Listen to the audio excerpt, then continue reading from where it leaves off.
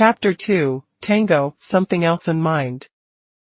Tango's first memory dated from the time he was 1.5. His mother had taken off her blouse and dropped the shoulder straps of her white slip to let a man who was not his father suck on her breasts. The infant in the crib nearby was probably Tango himself. He was observing the scene as a third person. Or could the infant have been his twin? No, not likely. It was 1.5-year-old Tango. He knew this intuitively. The infant was asleep, its eyes closed, its little breaths deep and regular. The vivid 10-second scene was seared into the wall of his consciousness, his earliest memory in life. Nothing came before or after it. It stood out alone, like the steeple of a town visited by a flood, thrusting up above the muddy water. Tango made a point of asking people how old they were at the time of their first memory. For most people it was 4 or 5. 3 at the very earliest. A child had to be at least 3 to begin observing a surrounding scene with a degree of rationality. In the stage before that, everything registered as incomprehensible chaos. The world was a mushy bowl of loose gruel, lacking framework or handholds. It flowed past our open windows without forming memories in the brain. Surely a 1.5-year-old infant was unable to grasp what it meant for a man who was not his father to be sucking his mother's breasts. That much was clear. So if this memory of Tango's was genuine, the scene must have been seared into his retinas as a pure image free of judgment, the way a camera records objects on film, mechanically, as a blend of light and shadow. And as his consciousness matured, the fixed image held in reserve would have been analyzed bit by bit, and meaning applied to it. But is such a thing even possible? Was the infant brain capable of preserving images like that? Or was this simply a false memory of Tango's? Was it just something that his mind had later decided, for whatever purpose or plan, to make up on its own? Tango had given plenty of thought to the possibility that this memory might be a fabrication. But he had arrived at the conclusion that it probably was not. It was too vivid and too deeply compelling to be fake. The light, the smells, the beating of his heart, these felt overwhelmingly real, not like imitations. And besides, it explained many things, both logically and emotionally, to assume that the scene was real. This vivid 10-second image would come to him without warning and without consideration of either time or place. He could be riding on the subway or writing formulas on the blackboard or having a meal or, as now, sitting and talking to someone across a table. And it would envelop him like a soundless tsunami. By the time he noticed, it would be directly in front of him, and his arms and legs would be paralyzed. The flow of time stopped. The air grew thin, and he had trouble breathing. He lost all connection with the people and things around him. The tsunami's liquid wall swallowed him whole. And though it felt to him as if the world were being closed off in darkness, he experienced no loss of awareness. It was just a sense of having been switched to a new track. Parts of his mind were, if anything, sharpened by the change. He felt no terror, but he could not keep his eyes open. His eyelids were clamped shut. Sounds grew distant, and the familiar image was projected onto the screen of his consciousness again and again. Sweat gushed from every part of his body, and the armpits of his undershirt grew damp. He trembled all over, and his heartbeat grew faster and louder. If he was with someone when it happened, Tango would feign momentary dizziness. It was, in fact, like a dizzy spell. Everything would return to normal in time. He would pull his handkerchief from his pocket and press it to his mouth, waiting for the dizziness to pass. He would raise a hand to signal to the other person that it was nothing to worry about. Sometimes it would all be over in 30 seconds, At other times it went on for over a minute. As long as it lasted, the same image would be repeated as if on a tape machine set on automatic. His mother would drop her shoulder straps, and some man would start sucking on her hardened nipples. She would close her eyes and heave a deep sigh. The warm, familiar scent of mother's milk hovered faintly in the air. Smell is an infant's most acute sense. The sense of smell reveals a great deal, sometimes it reveals everything. The scene was soundless, the air a dense liquid. All he could hear was the soft beating of his own heart. Look at this, they say. Look at this and nothing else, they say. You are here. You can't go anywhere else, they say. The message is played over and over. This attack was a long one. Tango closed his eyes, covered his mouth with his handkerchief as always, and gritted his teeth. He had no idea how long it went on. All he could do was guess, based on how worn out he felt afterward. He felt physically drained. More fatigued than he had ever felt before. Some time had to go by before he could open his eyes. His mind wanted to wake up, but his muscles and internal organs resisted. He might as well have been a hibernating animal trying to wake up in the wrong season. Tango, Tango, someone was calling. The muffled voice seemed to reach him from the depths of a cave. It finally dawned on Tango that he was hearing his own name. What's wrong, Tango? Is it happening to you again? Are you all right? The voice sounded closer now. Tango finally opened his eyes, managed to focus them, and stared at his own right hand gripping the edge of the table.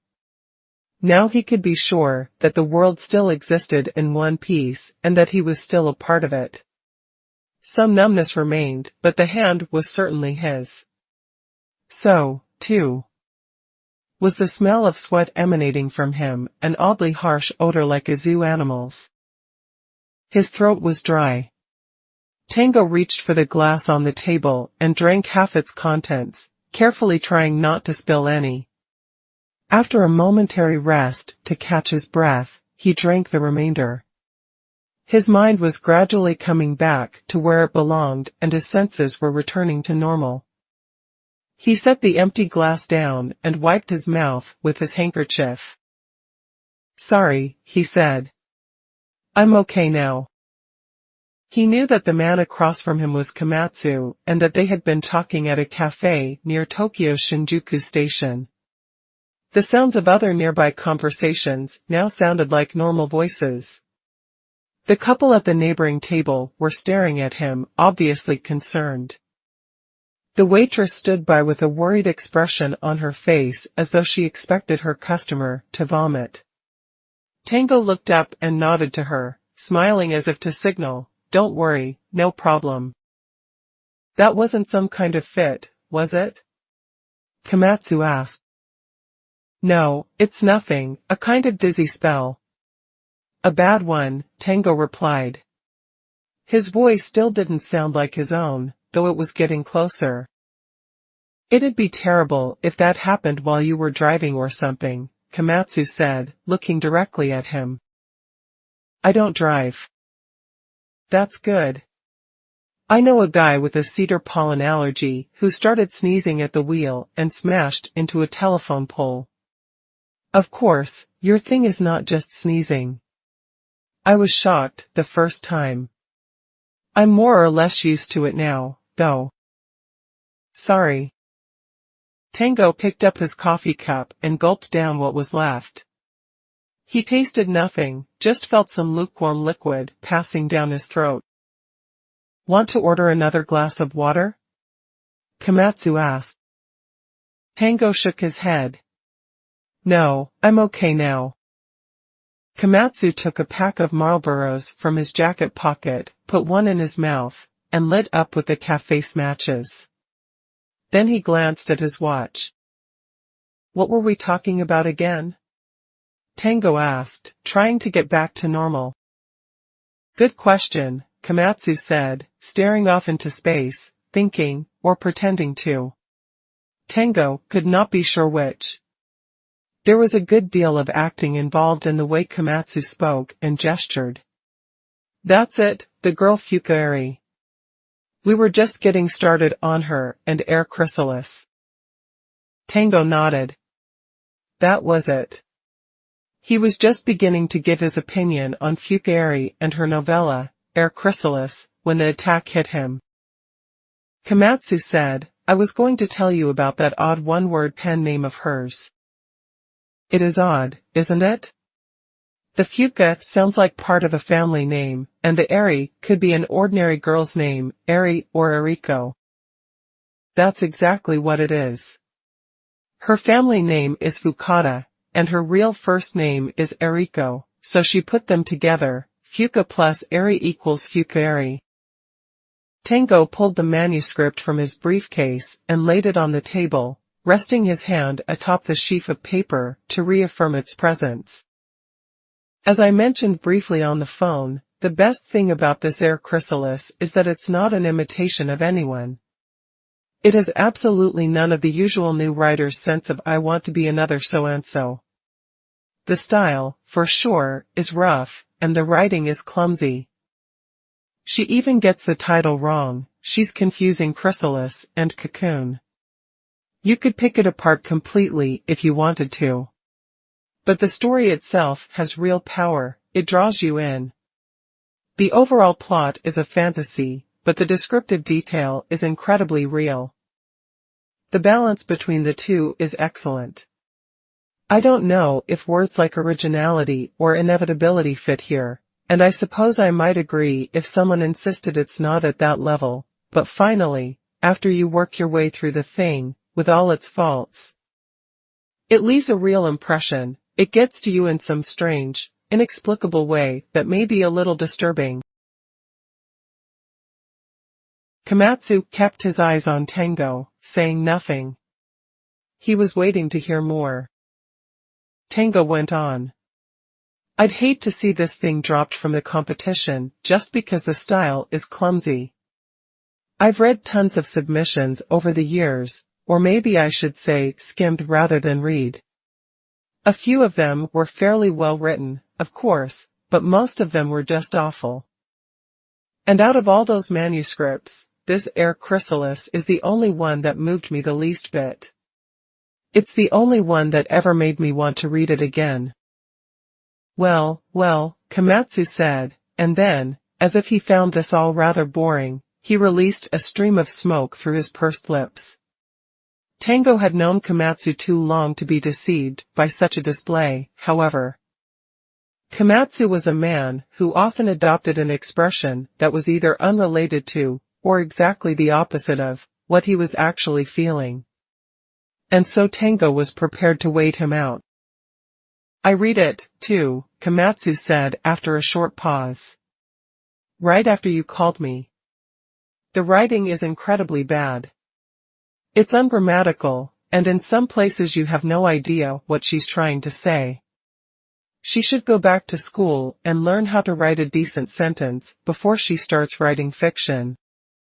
But you did read it to the end, didn't you? Komatsu smiled.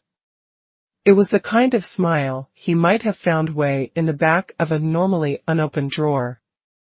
You're right, I did read it all the way through, much to my own surprise. I never read these new writer prize submissions from beginning to end. I even reread some parts of this one. Let's just say the planets were in perfect alignment. I'll grant it that much. Which means it has something, don't you think? Komatsu set his cigarette in an ashtray and rubbed the side of his nose with the middle finger of his right hand. He did not, however, answer Tango's question. Tango said, she's just 17, a high school kid. She still doesn't have the discipline to read and write fiction, that's all. It's practically impossible for this work to take the new writer's prize, I know, but it's good enough to put on the short list. You can make that happen. I'm sure. So then she can win next time. Komatsu said with another non-committal answer and a yawn. He took a drink from his water glass. Think about it, Tango. Imagine if I put it on the short list. The members of the selection committee would faint, or more likely have a shit fit. But they would definitely not read it all the way through. All four of them are active writers, busy with their own work. They'd skim the first couple of pages and toss it out as if it were some grade school composition. I could plead with them to give it another try. And guarantee them it would be brilliant with a little polishing here and there, but who's going to listen to me? Even supposing I could make it happen, I'd only want to do that for something with more promise. So you're saying we should drop it just like that? No, that is not what I'm saying, Komatsu said, rubbing the side of his nose.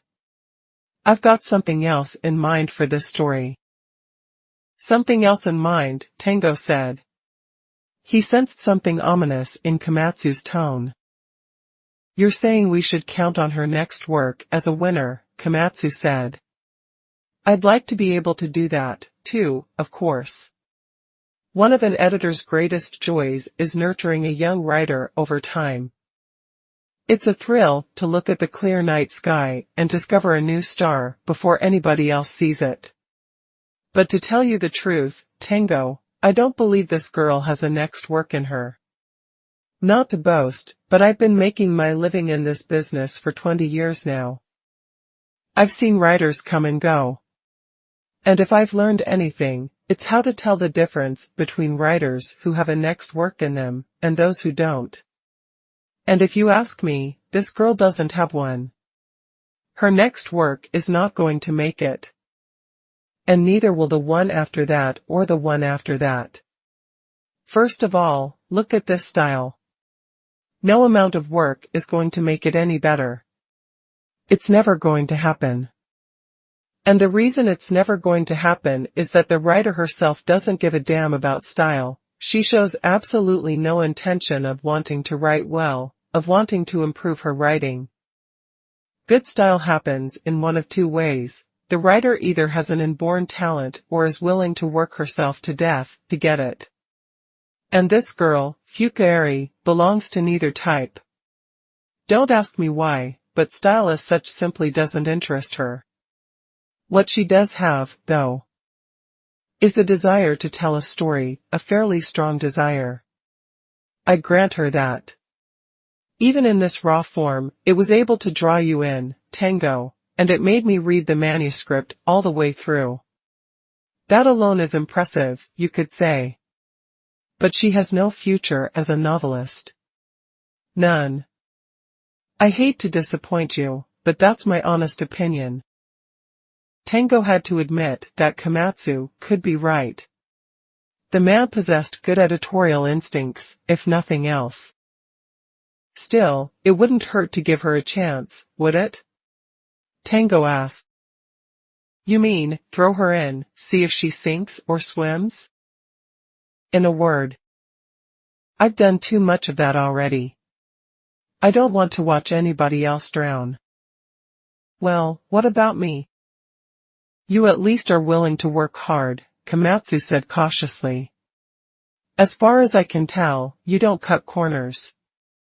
You're very modest when it comes to the act of writing. And why? Because you like to write. I value that in you. It's the single most important quality for somebody who wants to be a writer. But not, in itself, enough. No, of course, not in itself enough. There also has to be that special something, an indefinable quality, something I can't quite put my finger on. That's the part of fiction I value more highly than anything else. Stuff I understand perfectly doesn't interest me. Obviously. It's very simple. Tango fell silent for a while. Then he said, does Fukaeri's writing have something you don't understand perfectly? Yes, it does, of course. She has something important. I don't know what it is exactly, but she has it, that much is clear. It's obvious to you, and it's obvious to me. Anybody can see it, like the smoke from a bonfire on a windless afternoon. But whatever she has, Tango, she probably can't carry it on her own. Meaning, if we throw her in the water, she'll drown? Exactly. And that's why you don't want to put her on the short list. That is exactly why. Komatsu contorted his lips and folded his hands on the table. Which brings us to a point in the conversation where I have to be very careful how I express myself. Tango picked up his coffee cup and stared at the puddle inside. Then he put the cup down again. Komatsu still had not spoken. Tango asked, "Is this where I find out what you mean by something else?" Komatsu narrowed his eyes like a teacher gazing upon his prize pupil. He nodded slowly and said, "It is." There was something inscrutable about this man, Komatsu. You couldn't easily tell from his expression or tone of voice what he was thinking or feeling. He appeared to derive a good deal of pleasure from keeping others guessing. Mentally, he was very quick, that was for certain. He was the type of man who had his own sense of logic and reached his own conclusions without regard to the opinions of others. He did not engage in pointless intellectual display, but it was clear that he had read an enormous amount and that his knowledge was both wide-ranging and deep. Nor was it simply a matter of factual knowledge, he had an intuitive eye both for people and for books. His biases played a large role here, but for Komatsu bias was an important element of truth. He never said a great deal, and he hated long-winded explanations, but when necessary he could present his views logically and precisely. He could also be quite caustic if he felt like it, aiming a quick and merciless jab at his opponent's weakest point. He had very strong opinions about both people and literature. The works and individuals he could not tolerate far outnumbered those he could. Not surprisingly, the number of people who disliked him was far greater than those who thought well of him, which was exactly what he hoped for. Tango thought that Komatsu enjoyed the isolation, and even relished being openly hated. Komatsu believed that mental acuity was never born from comfortable circumstances. At 45, Komatsu was 16 years older than Tango. A dedicated editor of literary magazines, he had established a certain reputation as one of the top people in the industry, but no one knew a thing about his private life. He met with people constantly in his work, but he never spoke of anything personal. Tango had no idea where he was born or raised, or even where he lived.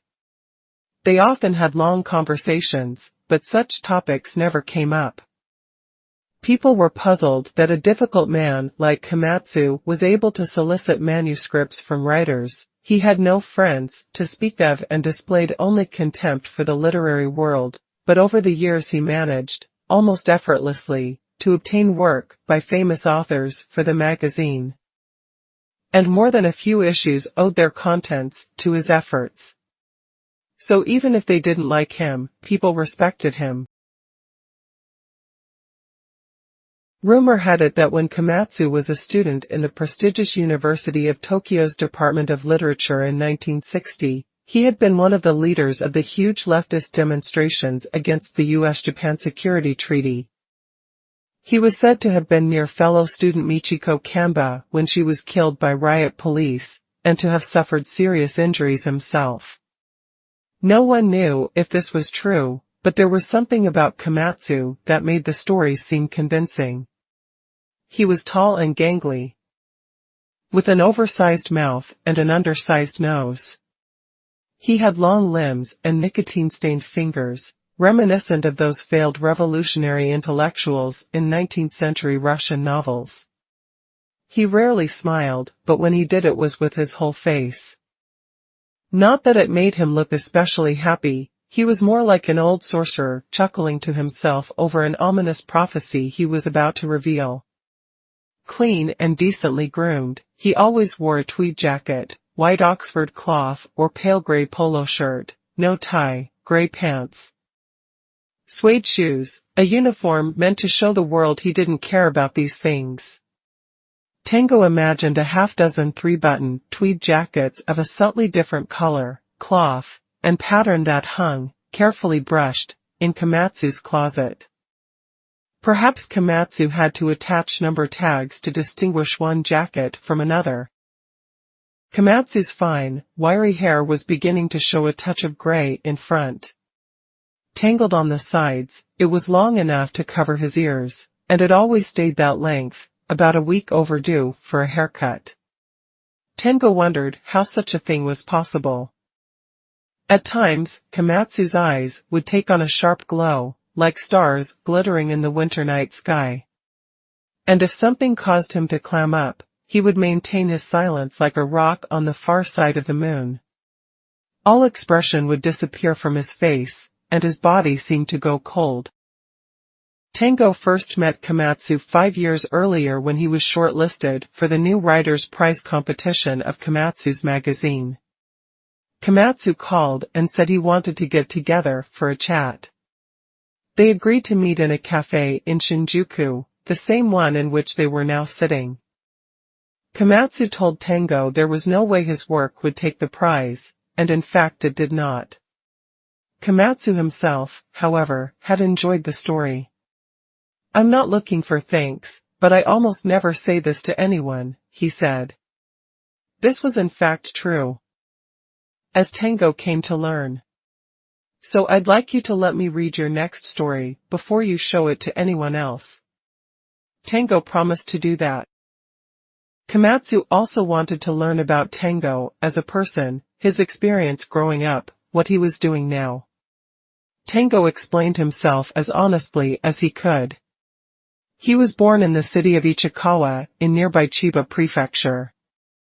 His mother died of an illness shortly after he was born. Or at least that was what his father told him. He had no siblings.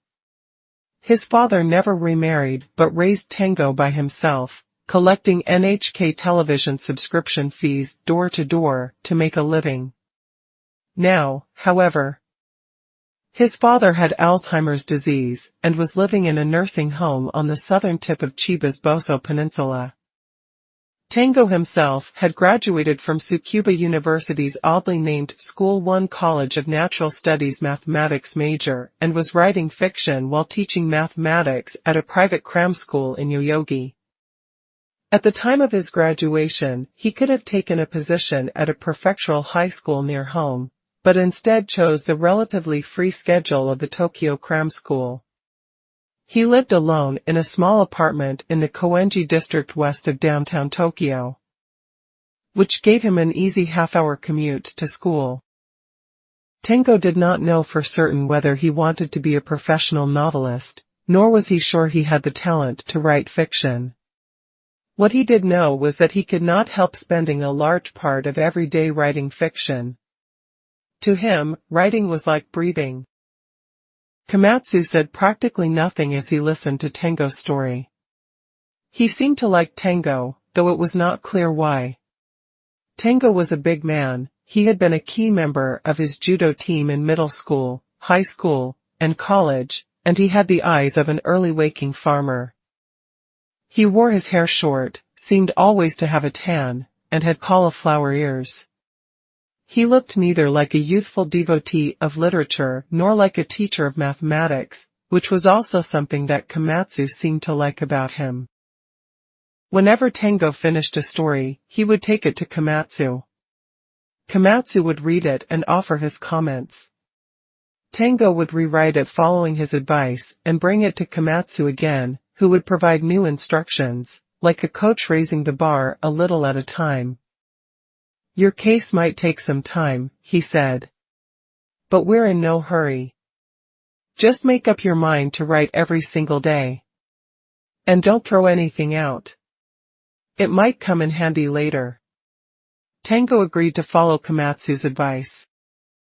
For his part, Komatsu would occasionally send small writing jobs Tango's way. Anonymously, Tango wrote copy for the women's magazine produced by Komatsu's publisher.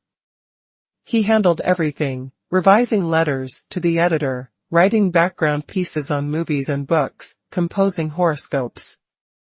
His horoscopes were especially popular because they were often right. Once when he wrote, "Beware an early morning earthquake," there actually was a big earthquake early one morning. Tango was grateful for the extra income and for the writing practice this work provided. It made him happy to see his writing in print, in any form, displayed in the bookstores. Eventually, Tango was hired as a screener for the literary magazine's New Writers' Prize. It was odd for him to be screening other writers' works when he himself was competing for the prize, but he read everything impartially, not terribly concerned about the delicacy of his situation.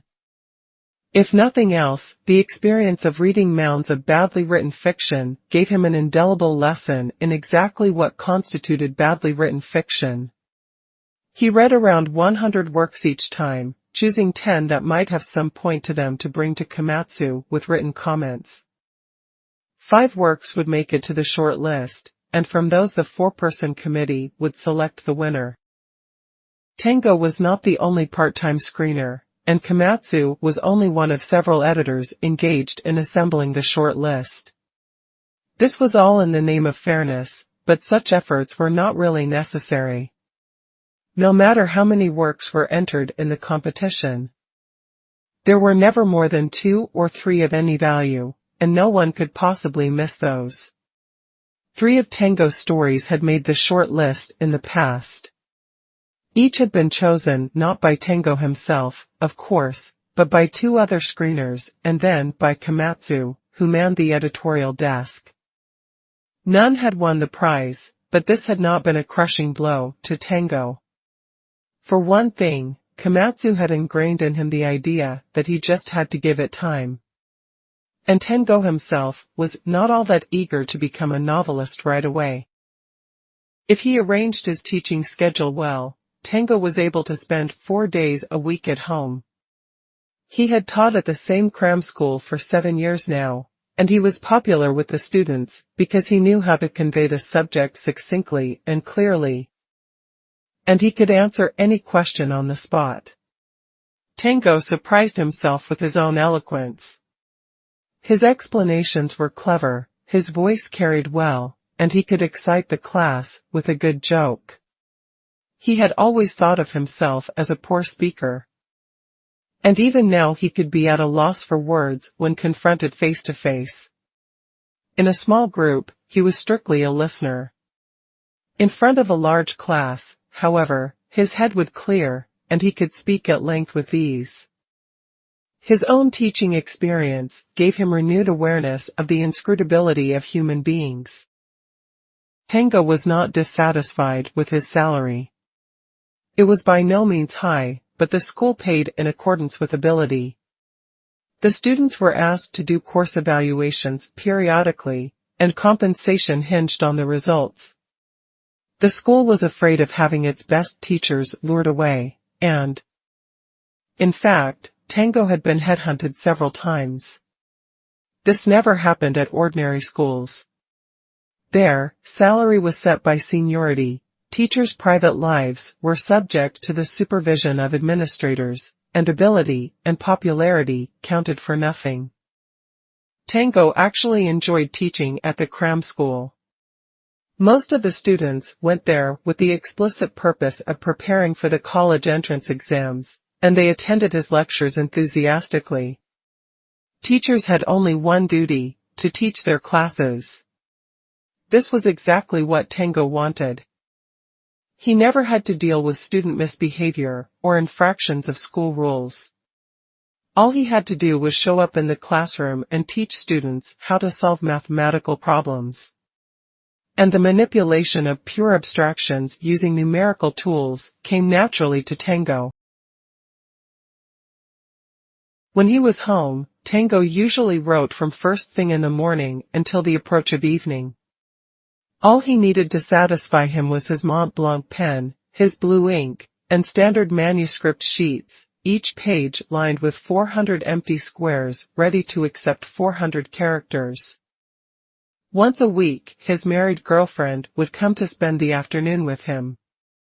Sex with a married woman 10 years his senior was stress-free and fulfilling, because it couldn't lead to anything. As the sun was setting, he would head out for a long walk. And once the sun was down, he would read a book while listening to music. He never watched television.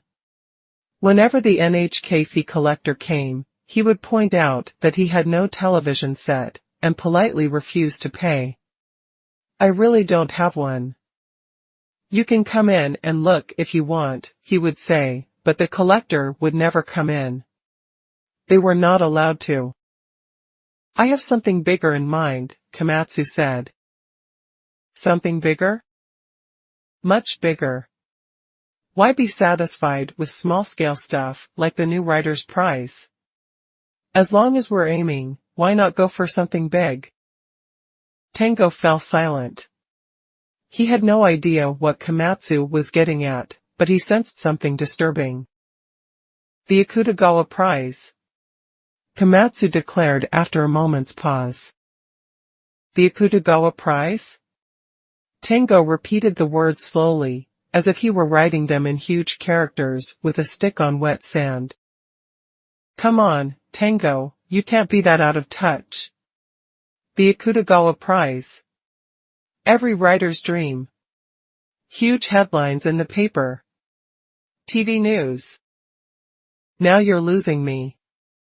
Are we still talking about Fukaeri?" "Of course we are, Fukaeri and air chrysalis. Have we been discussing anything else?" Tango bit his lip as he tried to fathom the meaning behind Komatsu's words. "But you yourself said there's no way air chrysalis can take the new writer's prize. Haven't we been talking about that all along, how the work will never amount to anything the way it is?" "Precisely. It'll never amount to anything the way it is. That is for certain." Tango needed time to think. "Are you saying it needs to be revised?" "It's the only way. It's not that unusual for an author to revise a promising work with the advice of an editor. It happens all the time. Only, in this case, rather than the author, someone else will do the revising." "Someone else?" Tango asked, but he already knew what Komatsu's answer would be. "You." Tango searched for an appropriate response, but couldn't find one. He heaved a sigh and said, "You know as well as I do that this work is going to need more than a little patching here and there. It'll never come together without a fundamental top-to-bottom rewrite. Which is why you'll rewrite it from top to bottom. Just use the framework of the story as is.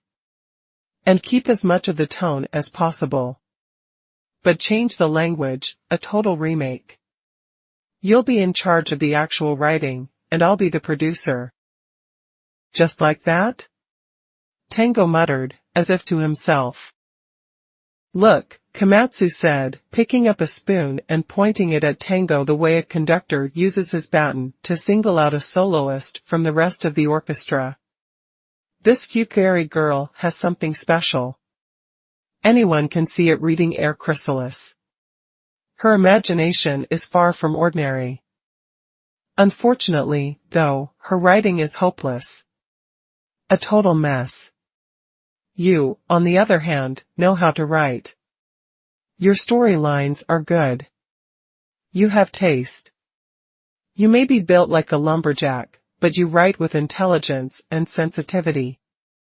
And real power. Unlike Fukaeri, though. You still haven't grasped exactly what it is you want to write about. Which is why a lot of your stories are missing something at the core. I know you've got something inside you that you need to write about, but you can't get it to come out. It's like a frightened little animal hiding way back in a cave. You know it's in there, but there's no way to catch it until it comes out. Which is why I keep telling you, just give it time." Tango shifted awkwardly on the booth's vinyl seat. He said nothing.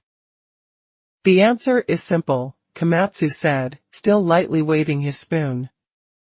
We put the two writers together and invent a brand new one. We add your perfect style to Fukuyari's raw story. It's an ideal combination.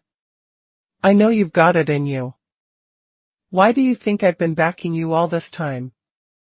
Just leave the rest to me. With the two of you together, the new writer's prize will be easy, and then we can shoot for the Akutagawa. I haven't been wasting my time in this business all these years. I know how to pull the right strings. Tango let his lips part as he stared at Komatsu. Komatsu put his spoon back in his saucer. It made an abnormally loud sound. Supposing the story wins the Akutagawa prize, then what? Tango asked, recovering from the shock. If it takes the Akutagawa, it'll cause a sensation. Most people don't know the value of a good novel, but they don't want to be left out, so they'll buy it and read it, especially when they hear it was written by a high school girl.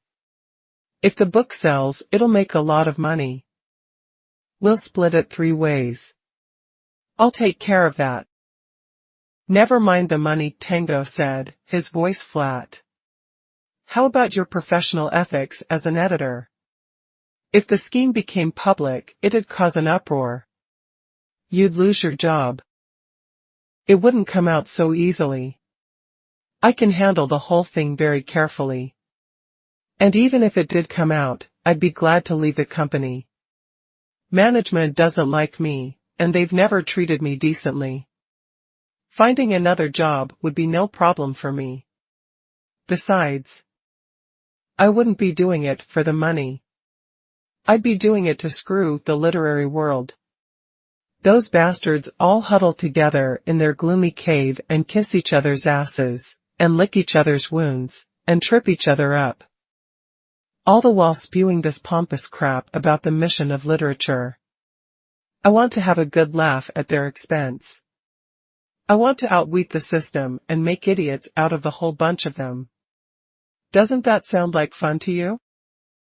It did not sound like all that much fun to Tango.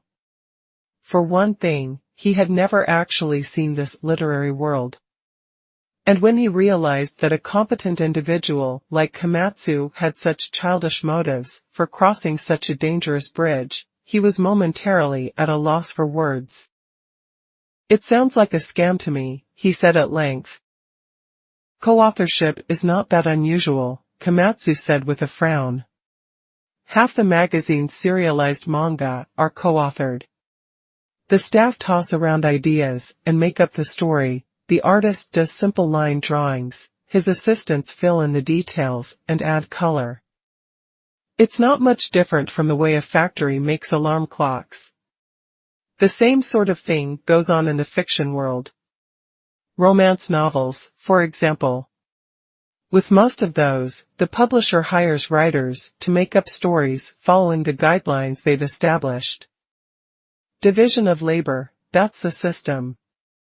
Mass production would be impossible any other way. In the self-conscious world of literary fiction, of course, such methods are not openly sanctioned, so as a practical strategy we have to set Fukuyari up as our single author.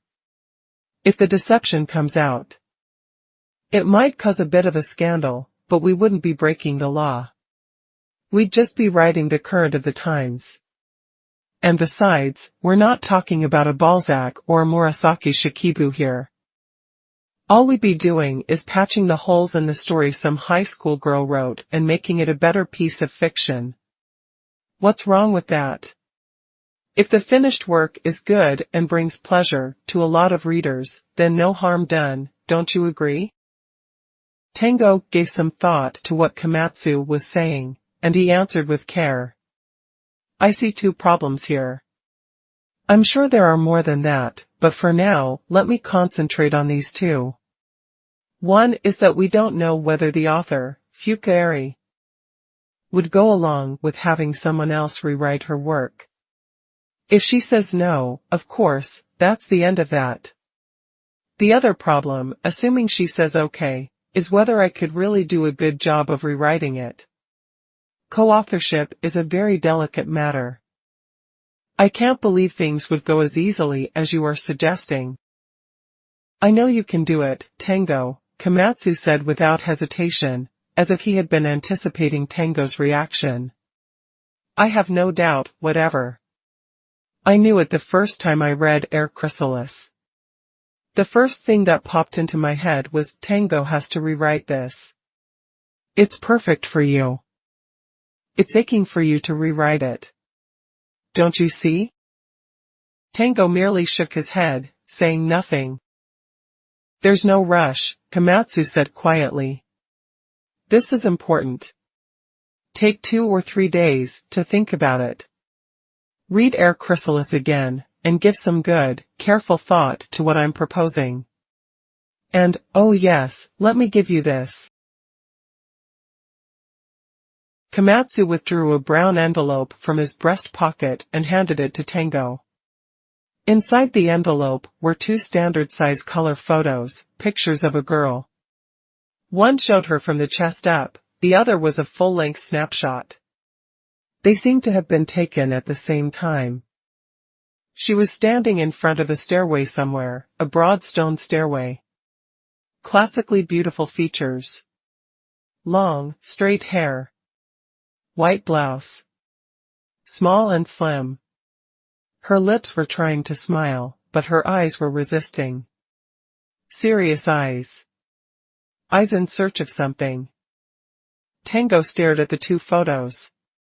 The more he looked, the more he thought about himself at that age, and the more he sensed a small, dull ache in his chest. It was a special ache, something he had not experienced for a very long time. That's Fukaeri, Komatsu said. Beautiful girl, don't you think? Sweet and fresh. 17. Perfect. We won't tell anyone that her real name is Eriko Fukada. We'll keep her as Fukaeri. The name alone should cause a stir if she wins the Akutagawa Prize, don't you think? She'll have reporters swarming around her like bats at sunset. The books'll sell out overnight. Tango wondered how Komatsu had gotten hold of the photos. Entrants were not required to send in photos with their manuscripts. But he decided not to ask, partly because he didn't want to know the answer, whatever it might be. You can keep those, Komatsu said. They might come in handy. Tango put them back into the envelope and laid them on the manuscript. Then he said to Komatsu, I don't know much about how the industry works, but sheer common sense tells me this is a tremendously risky plan. Once you start lying to the public, you have to keep lying. It never ends. It's not easy, either psychologically or practically, to keep tweaking the truth to make it all fit together. If one person who's in on the plan makes one little slip, everybody could be done for. Don't you agree? Komatsu pulled out another cigarette and lit it. You're absolutely right. It is risky. There are a few too many uncertainties at this point in time. One slip, and things could get very unpleasant for us. I'm perfectly aware of that. But you know, Tango. Taking everything into consideration, my instincts still tell me, go for it. For the simple reason that you don't get chances like this very often. I've never had one before, and I'm sure I'll never have another one. Comparing this to gambling might not be the best way to look at it. But we've got all the right cards and a mountain of chips. The conditions are perfect. If we let a chance like this slip away, we'll regret it for the rest of our lives. Tango stared in silence at Komatsu's utterly sinister smile. Komatsu continued, and the most important thing is that we are remaking Air Chrysalis into a much better work. It's a story that should have been much better written. There's something important in it, something that needs someone to bring it out. I'm sure you think so too, Tango. Am I wrong? We each contribute our own special talents to the project. We pool our resources for one thing only, and that is to bring out that important something in the work. Our motives are pure, we can present them anywhere without shame. Well, you can try to rationalize it all you want, you can invent all kinds of noble-sounding pretexts, but in the end, a scam is a scam. Look, Tango, you're losing sight of one crucial fact, Komatsu said, his mouth opening in a big, wide grin the likes of which Tango had never seen. Or should I say you are deliberately choosing not to look at it? And that's the simple fact that you want to do this. You already feel that way, risk and morality be damned. I can see it. You're itching to rewrite Air Chrysalis with your own hands. You want to be the one, not Fukari, who brings out that special something in the work. I want you to go home now and figure out what you really think. Stand in front of a mirror and give yourself a long, hard look. It's written all over your face. Tango felt the air around him growing thin. He glanced at his surroundings. Was the image coming to him again? But no, there was no sign of it. The thinness of the air had come from something else. He pulled his handkerchief from his pocket and wiped the sweat from his brow. Komatsu was always right. Why should that be?